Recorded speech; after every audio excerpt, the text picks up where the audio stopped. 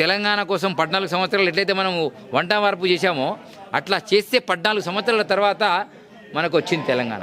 అలానే భారతదేశంలో 200 సంవత్సరాలు క్రిస్టియన్లతోని బ్రిటిషర్లతోని మనం కొట్లాడితే ఎంతోమంది అసూలు బాస్తే నిరాదీక్షలు సత్యాగ్రహాలు చేస్తే చావు బతుకుల మధ్యలో మనకు రాత్రి వచ్చినటువంటి సందర్భం ఉన్నది.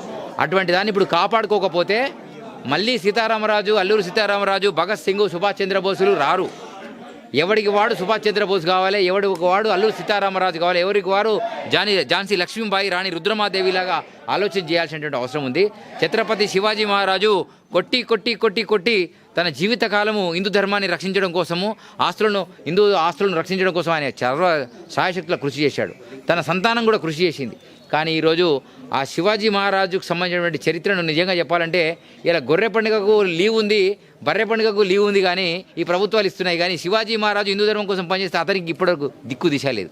సో నేను ఏమంటున్నా, ఉన్నదానైనా కాపాడుకోకపోతే రేపు చాలా ఇబ్బందులు వస్తాయి.